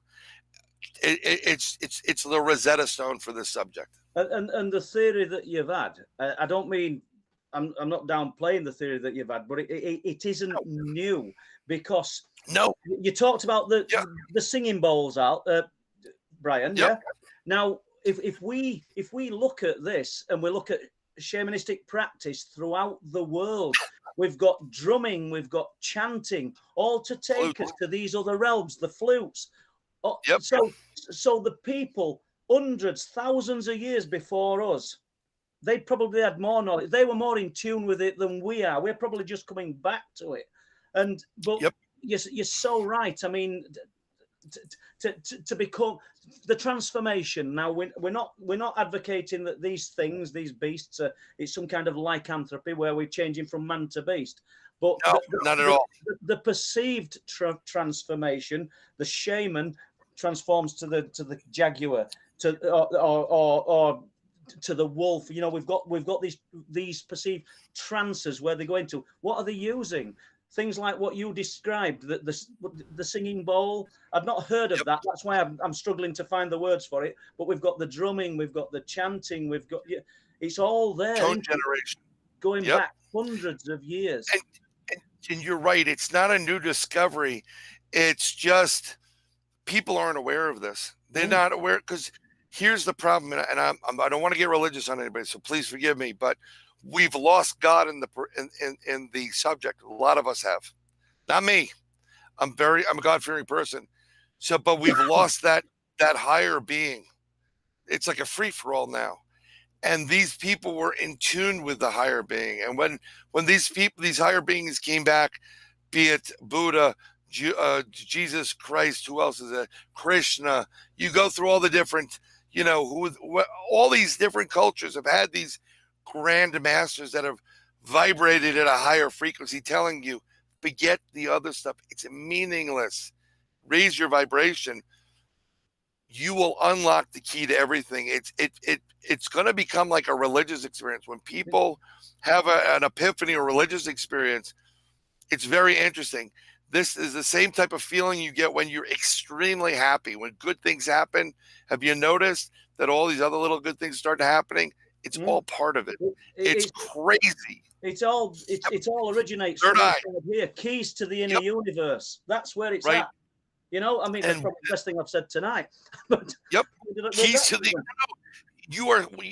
why is it that society, people, the powers that be, are doing everything in their power to shut down the pineal gland and the third eye? Why is that? Because this is when you are created by the Lord, and I'm going to say it this way.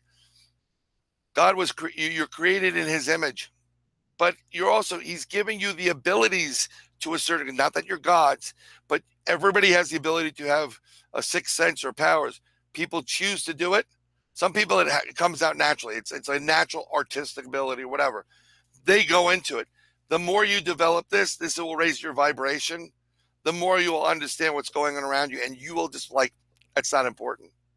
Things you thought were important are important, and you will see things better, and you will connect. You'll have interactions with extraterrestrials. Isn't it interesting that they go for people that have more psychic ability or have this, I've got a gut feeling about X. It's not just a gut feeling. It's your ability. You're opened up.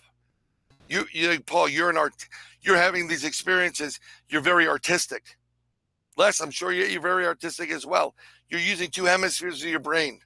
That's why a lot of more women are using it, are getting abducted than men, because they use both hemispheres. It all, believe it or not, it all jives back to each other. I'm not preaching. I'm just telling you. No. Do you think it's an interesting revelation?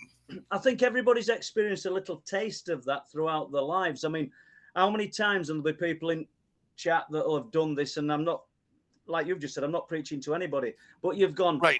You'll think of somebody, or you'll talk to your partner or one of your children about it. And I don't know, 20 minutes later, they ring you, or you walk around the corner and you bump into them. You're not seeing them for years. Yep. What's happening there? There's some kind of, we can't explain it, but there's some kind of connection.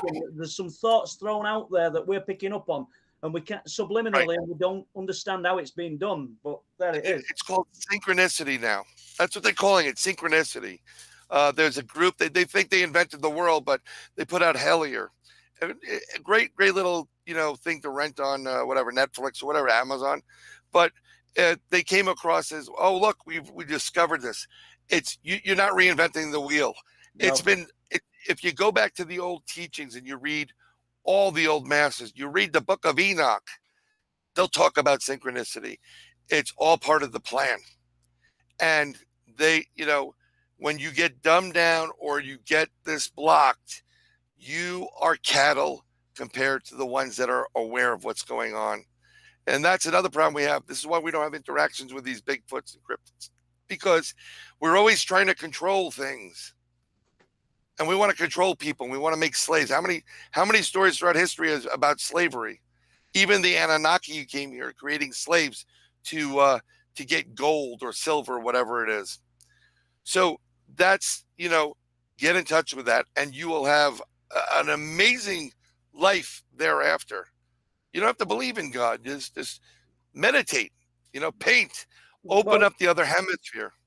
Right, we'll do a complete shift now, and you might not want to talk about, but you touched on Area 51 earlier. Yes. Bob Lazar, what are your views? I believe Bob Lazar the moment I heard him. Yep. There's I'm not saying I'm psychic. I do remote viewing, and I do it very well actually, but I'm pretty good judge of an individual and what this. I believed him day one. He had no reason to lie, and the fact that someone who's telling you I went to MIT and I did this and I did, and then they try to make you disappear. Right, Just tells Bryan, yeah. for most of our listeners will know who Bob Lazar is, but for those that don't, just give us a breakdown on him, and please. Sure. He's basically a physicist who worked for the United States government at Area 51 on specific parts of alien technology that was broken down into different compartments, so no one knew exactly what was going on. And he was so far ahead of everybody on what, when he was getting these pieces of technology, he could put two and two together, and he saw things that beings and craft, and he started asking questions. And when you work for the government, you don't ask questions, but he did. But what he did, his claim to fame was he brought light to this. He went to what's his name, Knapp, the reporter out of George Nevada. Knapp. Yeah. Yeah. And they did a whole expose on it. And he showed he did it in that silhouette. And then eventually they knew who it was, and they outed him, and they said he never went to MIT, and they got rid of his information, the government. They made him literally disappear. The reason I'm sold on Bob Lazar, same as you, Bryan, I don't read a lot. I've read Derek Tyler's books. Philip Kinsella's I've read one of, and Bob Lazar, Travels in Dreamland. I recommend everybody have a look for the book. It's absolutely brilliant. But the reason his story is even more strengthened for me is a lot of what he said, what people discredited, is now come to fruition. He's actually, and 15 years ago, 20 years ago, no, but now it's there. I'm going to give you another guy to look into that I still believe in. I think what happened with him is he pushed the government too far. So he got arrested on a child pornography thing. But I don't think he was one. It's my gut saying it. Stan Romanek. The man has a third grade math education, maybe fifth. He started writing he wrote the formula for element 113 or 115, one of the two, before it even was existed, decades before. He wrote it down. He started drawing pictures, and this is what the aliens do, of engines and propulsion systems and all this information, star charts of stars we haven't discovered because we didn't have the technology to do it at the time. And when he came up with that element, I think 115 and 113, Bob Lazar mentioned it years after this guy did, and it's been proven true. Yeah. This miracle type of element that is used in all aerospace. But he was being so harassed by these governments that they took him out. He didn't stop.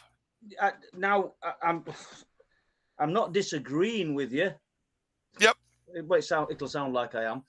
But no, it's fine. Everybody has the title. Wasn't Stan Romanek the guy who faked the alien footage at the window, or allegedly did? Or have I got that wrong?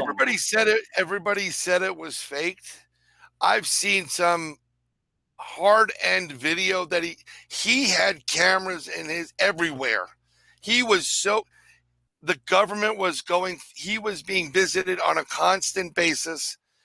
The government has gone in and taken his computer dozens of times. He's always being watched, and he had cameras everywhere. And you see things in these. He wasn't making it up. The guy had no ability to do this. He just didn't. And when it's happening and no one believes you at this point, and they call you crazy, and then you start pushing the envelope and calling people out, the government doesn't like that. Yeah, they don't want you to reveal it. So people, you know what the problem is today, Paul? Jesus Christ can come into Times Square, New York, and say, "I'm Jesus Christ," and they will arrest him and they say, "Yeah, I'm the Pope," and they'll take him out. Or someone will say it's photoshopped or it's CGI. We're so into just disproving it that everything you see today is just, I would never want to put my name on anything anymore. There's a counter argument for everything, Bryan, isn't it? And it's so Oh my God. frustrating. And that's why when somebody just calls me out, and it has happened, night people, I'm just talking a load of B. Yep. I don't even try to respond because I haven't got an argument. I haven't got the proof. It's there. Yeah, no, you 100%. There's. I wish people could understand how I'm thinking, because I think out inside and outside the box. That's why Al's like, love you, because Bryan does. I come up with other ideas and concepts. And what's really interesting as an investigator of all these cryptids and ghosts and anything UFO, paranormal, interdimensional, whatever, I put my hypothesis out. Boom, boom, boom, boom. And you know what? I've rewritten other hypotheses so many times because I've been proven wrong and something's changed. And I don't know if you found the same thing. Like, you're thinking one way, like, ooh, we're getting here, we're moving, and then something comes in and just nope, you're wrong. Another door and you're off in another direction. Right. And you're just like, oh. Let's just stop there for a moment. We'll ask less questions in a minute, but disclosure. Let's just touch on disclosure. And I know you've got some views, and you think disclosure's already taken place back. Oh, 100%. 1977. 100%. Yep. So let's tell us about disclosure and your views. So everybody's clamoring for disclosure. Oh, the U.S. is going to put this group together, and the ATIP and whatever. Now, disclosure took place in 1977 in the movie Close Encounters of the Third Kind, and I'll tell you why. Some people say it was in the 50s. I think it was 52 or 56 when the UFOs appeared over the Capitol building in the White House. There's famous UFO photos, UFOs over the White House and Capitol. The problem with that is it didn't go global. But Close Encounters of the Third Kind not only was a blockbuster around the world, not only resonated with a lot of people, but the man in charge of debunking UFOs, Dr. J. Allen Hynek, was in the movie. What a great way to say, without ruining your security clearance. He was signed up for like 50 years. He talked, jail, dead, whatever. All he did was appear, take the pipe out of his mouth, and just look. And if you don't realize that he's telling you what you're seeing on this screen is real and taking place, then you're dead. Yeah. There are the people out there that are screaming the loudest for disclosure, and I understand why, are the ones that have been ridiculed their entire life. The ones that, oh, you wear tinfoil hats. They want an I told you so moment.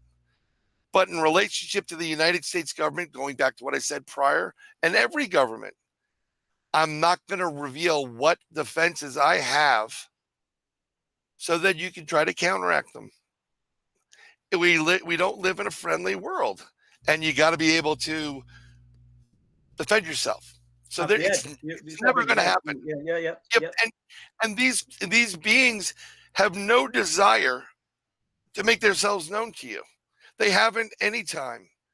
And that's why, the new thing with UFOs, and I believe it because I've seen it, is it looks just like clouds in the sky. And 100%, but there's mass behind it. There's a feeling behind it. I've seen it. The cloud, it looks like a cloud, but you'll see objects like really small pinpoints of silver going in and out, or behind it, disappearing, or there'll be a little flash. And you see these things, and I think they're right in front of your face. If extraterrestrial different races want to make their presence known, they would do so. They don't. They're not here to help you. They're here to help themselves. There's a question just disappearing off the screen, and I don't even know if you'll want to answer this. It says, Paul, can you ask Bryan about the satanic ritual going on at CERN? Now, I know nothing about this, and I think Satanism and that kind of thing, if I'm correct, is something that you don't touch on. I don't play with anything demonic. It's above my pay grade. So when we do an investigation and it's really funny, anything that's bad, it's demonic. No, the demons don't play games. They're not going to open closets and throw knives. They're going to possess you, ruin your entire life instantaneously and take your soul. This is how it works. But there are individuals throughout the world that have practiced Satanism. And there was a video. Sorry, Brian, I missed that. Individuals throughout the world that are what? That are practicing Satanists. Right. They practice, they worship Moloch, the devil, Lucifer, whatever you want to call it. And the Antichrist, whatever it is. But there was a video of the courtyard in CERN, and I believe it's where they have the Sheba statue there. I think it was Sheba. And it was at night, and this guy's videotaping, looking like, oh, what's going on? And you see people walking down in black robes on both sides of this courtyard. They meet up, and then one person, who looked like a female, comes out, takes the robe off, naked, lies there. And you hear the guy, oh, this is funny, like whatever. Like they're putting on a show for all the new kids. And then the guy takes out a knife and starts stabbing the person. Oh, good God. So he freaks out and he runs. Now, there is talk. There's something called the God particle, right? The Higgs boson. Yeah. That's what they were talking about, right? Well, if there's a God particle, guess what there is? There's not a devil, but yeah. For every white, we've got a black, haven't we? Exactly. Right. Yin yang. So I think what they're doing and why they're ramping stuff up with CERN is because they are trying to fast track for their, I guess, Satan or the devil. Don't you find it very interesting that the Vatican's telescope is named Lucifer? That's a little unnerving. I gotta be honest. Okay, so I think there is stuff going on there, and I think they may be trying to. Lucifer was the light bearer. Maybe they're trying to create antimatter to bring about this being now, be it the devil or whatever. Once again, I don't dabble in this stuff. I mean, it's not my. But I realised that. I saw the question, and no, it's fine. I'll answer it all the time. Yeah. So, but I'm not, I'm going to put Les on the spot in a moment and ask for some questions and see whether we've got anything. But once again, Brian, and I'm the same here, so I'm not downplaying anything you've said. We're just dealing with theory and speculation, but all good nevertheless. Yeah, I mean, when growing up near my house, I'll tell you, there's a park right across the river from me, and we used to drink as kids. We're bored. We don't have the laws like you have, where you're 18, you go to the pub. So we're gonna drinking, and in the distance you could see the worship. They got the hoods on, they got the ram's head, and some of them are dancing around naked. And one of my friends at one point yelled, "You're all freaks," and they started chasing us and whatever. But I don't mess with these people like that. If you're gonna go a dark route, like it's not light, like attract light. Yeah. You don't want to play with that. No. That's people dabble in things they shouldn't. You open a door, you don't know where you're going with it. Right, so we'll go to Les now, if he has any questions. Just before you do start, Les, I mean, they're all great questions, but Umbra Man, quite thought-provoking questions this guy puts out. Like, I'd like to speak to him. But fire away, Les. Okay, thanks. Yes. Yeah, thanks, Paul and Brian. Great show up to now. I'm really enjoying it myself, guys. So, and I think a lot of people in the chat are enjoying it, and which is good. And I've got to say, if you are really enjoying the show, please press the like button, because it helps the algorithms shoot the show right through YouTube. And yes, it can only do us good. So I'll start with another question then, guys. So the question is, let's have a look. Warren Hardcastle is asking, what does Brian think about the link between the orbs, Bigfoot, stroke Dogman? I think you touched on this earlier, didn't you, Brian? Yeah. When and I can't explain how they do it. It's an innate ability. It's just the same way we breathe. Bigfoot, Dogman, they have the ability to be here physically, flesh and blood, change their matter to solid matter, solid form, or go interdimensional into a different type of format or molecule to go interdimensionally. In the process of converting from physical to atoms or a different type of form of matter and energy, there is there's always going to be some kind of transfer or burst. There's a spark.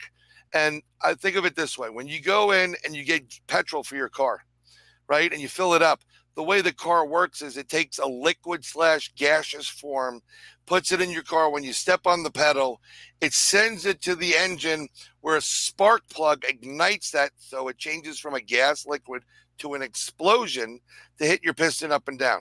It's basically what it is. Same principle.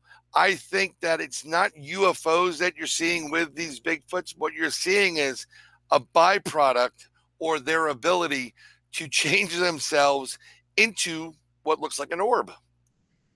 And it's very interesting. And again, I have no proof of this. I can't prove it.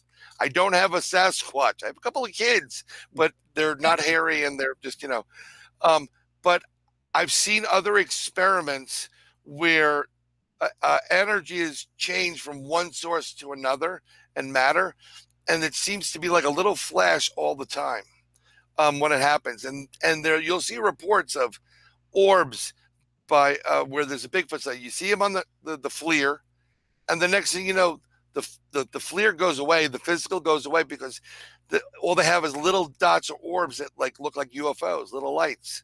And I think they just changed their energy into that format. And this is another reason why they can disappear in an instant. They can go from the physical, which you're seeing us right now. They can put a little more energy into it, create a distortion with their energy, a lot of vibration, and then transfer into a different format. So that's why you're seeing what you're seeing. Now, again, I would need to have a Bigfoot or Sasquatch as my own personal whatever experiment and communicate. We'll do that. Do that again. But I don't. So I'm just putting a theory out there and another guy that does research, Ron Moorhead, in his latest book, Quantum Bigfoot, discusses this and gives you experiments taking place throughout the globe right now that will kind of prove what he's saying and what I'm saying is true. Definitely worth the read. Brilliant. Thank you. Yeah, I've got another question if you're ready for it, guys. Sure. Yeah, the question I'm ready. is, Umbraman, and thanks for the question, Umbraman. If aliens won't let us use nuclear weapons, why would they allow us to tear timelines? When you was talking about the timeline tears. Aliens are okay. So this is from my research and my opinion, and the alien races you have here, and there's over 100 of them that come here from other planets. They're aliens that come here interdimensionally, as well as they've been here in Earth. And the reason why they're here is because their planet, their races are on the verge of extinction, and they're done. So the reason why they're here is they're not here to help man. They're not here to be part of some galactic federation, which I've heard so many times. What they're here to do is take our DNA, which is a really good, clean sample, and create hybrids so they can continue their race. That's what they're here for. So this is that is my answer. This is why they're in this planet. As far as us playing with these things or ripping time and space, they don't care. As long as they have a source of DNA that they can get, they're fine with doing whatever. Some of the agreements that we're supposedly have with the Greys, you have the small Greys, you have the medium Greys, and the tall Greys. They're going to give us technology, and we allow them to abduct whoever they want to abduct for the most part. Some of them go a little bit over the line, and they mutilate cattle, and they've also mutilated humans because, frankly, they have a taste for human flesh. Not all of them, but some of them. They're in it for their own purpose. They don't care. Hey, if we rip time and space, what does it matter to them? then there'll be multiple different races that they can pick from to choose. So that's why I think that I just don't think they care. I struggle with that, Bryan. I really do. Right. Why would they need our blessing or permission to do what they do when they've got so much advanced intelligence? And just one before you answer, I've seen my good friend David Hind in chat, and hi David, and I did read your question, but I don't think we're going to get to it. But I'll speak to you tomorrow. But fire away, Bryan. Yep. Well, you know what? They don't need our permission whatsoever. Not all of these races. There are some races that are kind of concerned about man, and because they know what's happened to their own race, they don't need our permission or blessing whatsoever. They'll do whatever the hell they want. But you know what? There's an old saying: you get more from honey than lemons. They know how the humans think. So here, we'll throw you some trinkets. Here you go. Here you go. Imagine coming back today, and or no. Imagine being able to travel back in time to 1930, and from now, and giving them a 1957 Chevy. There you go. Wow, they'd be blown away, wouldn't they? Mm-hmm. Right? Oh my God! And if you gave one race, so they're like, whatever you want, let's have a rapport. We'll have an ambassador. You don't need them. You just here. It's actually very belittling. So I just don't think they care. They're here to get what they want, and it's better to have a communication with people than just because we're so aggressive. It's better to say, "Hey, how are you? I'm Bob from Zeta Reticula. I just want to take a couple of those people. Is it okay? Yeah, okay." Yeah, that's it.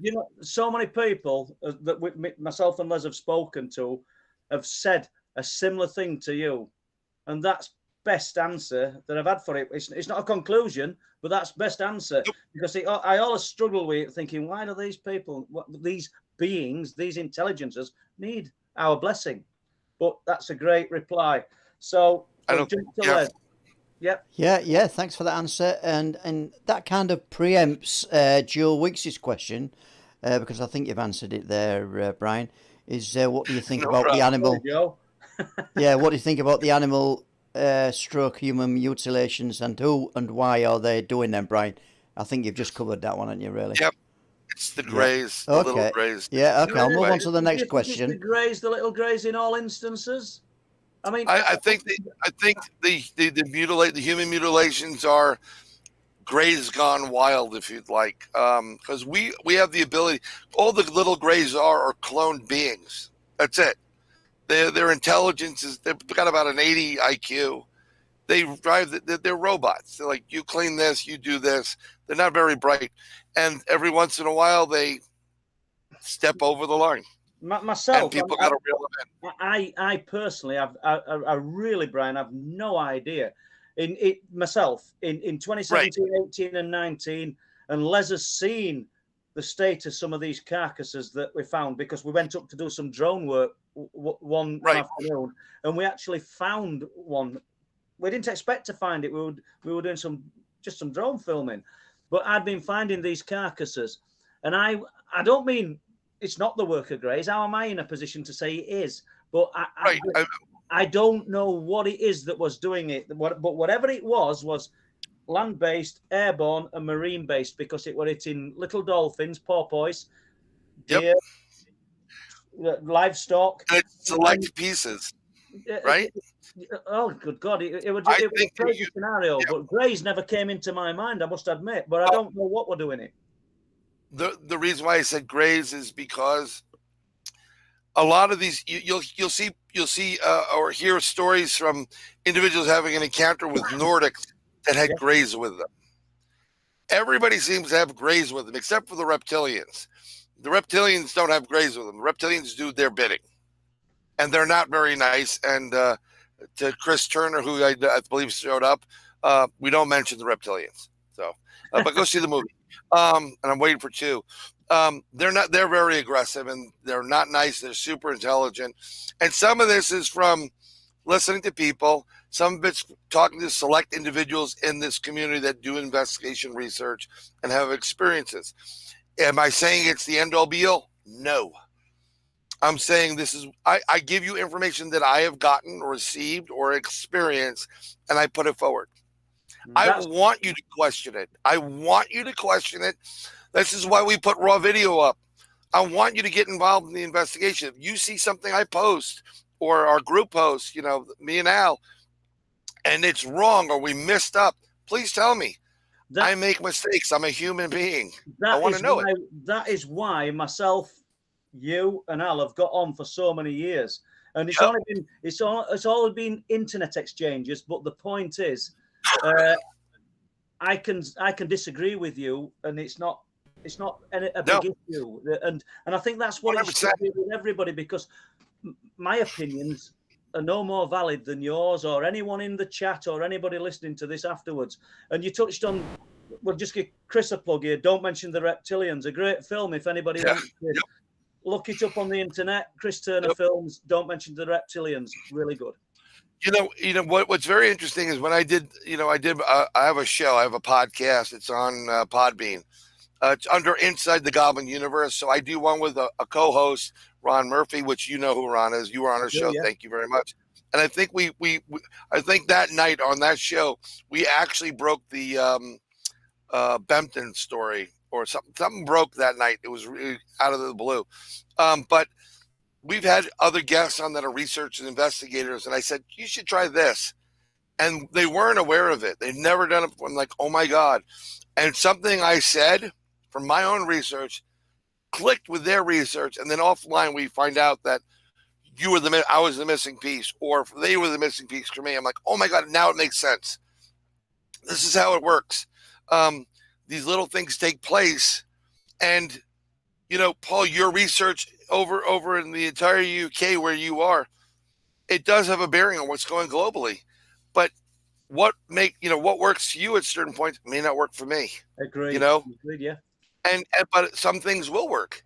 But I want you to try the singing bowls and toll generator. I guarantee you have fun with that were in my head all the way through the last segment of what you were talking, because the shamanistic practice, going back hundreds and thousands of years, they knew it worked. It's still gonna work, and you've hit the nail on the head. You guys have tried it. Yep. And we've got to go with it. We've got to give it a go. Before we end this, I think we've got 3 minutes. We've got 2 minutes left. I'm going to kind of hand over to Les and see whether there's anything else he wants to touch on for you, Bryan, or anything that you want to speak about, advertise, promote. Let us know. Yes, go out and get Truth Proof. It's the 4th book, and get it from Paul Sinclair. Actually, Paul, I got to go. Just give me the total on the shipping for all of them. The only thing I ask is the autograph. Now, I'll not for selling you some books, but no, that's very kind of you. Yeah, I just want to pay for the shipping. It's too expensive for me over there. Yes, I'd love to come over and get it, by the way. Sorry. You're welcome. Yeah, okay, Bryan. Thanks for that, and some great answers there, Bryan. Thank you. And there's probably too many questions for me to get out tonight, so I apologise now, but I'm trying to go as fast as I can. We need Bryan back on. Yeah, we need Bryan back on, definitely, yes. Anytime, guys, seriously, just anytime. Yeah, and I think you've answered this one. It's from I Film UFOs. Have you noticed any correlation between Bigfoot and the orbs? I think you touched on that in big detail, didn't you? And I'll just enhance it one more time with that. The only reason why I think you may see actual UFOs sometimes with them is because when you travel interdimensionally on that interdimensional highway, kind of like when you go to work and you pull into a train station like Central Station Victoria, you see some of the same people. You just recognize they're traveling the same route. That's it. I don't think there's any other connection to that. Right. Let's have a look. I might just be able to squeeze one more in. And it goes back to your encounter at the top of the show. And Space Cadet Lottie's asking, did Bryan notice a scent after he returned, like clinical or ammonia? And I think you talked about having a taste in your mouth, didn't you, Bryan? Metallic. Yeah, I had a metallic-y blue taste in my mouth, and a blue thing. It looked like I ate a Smurf. Like seriously, I couldn't believe it. And Al had a physical thing in his mouth. So yeah. Right. And Bruce. Okay. On that note, I've got to ask you guys to say good night to the audience, to everybody on the stream. We are reached. Good night. And Bryan, thank you so much. Been a Oh, pleasure. thank you. We And have I'm going reached- to do this to reciprocation. You come back on our show, Oh, love to. Thank soon. you. Soon. Okay. Well, Thank thank you very much, guys. everybody. Yeah. Thank you. Merry Christmas. And Merry Christmas. Well, there you go. It was a fantastic show tonight, and thank you everybody for coming on to tonight's stream. Thank you, especially for the super chats. And we've got some great questions again. And you guys are so knowledgeable out there. You know, you get some great questions into the guests, but I'll tell you something. Is it the 23rd that we're running the next show? We don't have a guest on. All the questions you'll be able to ask me and Paul. And don't forget to bring your cracker, your hats, Christmas hats, and a glass of wine on the table to join us for that next show. So I've got to end it here. Thanks for Bryan Bowden for being our guest tonight. Thank you to Paul Sinclair. This is Les Drake from Digital Creations, which brings you Truth Proof. Bye for now.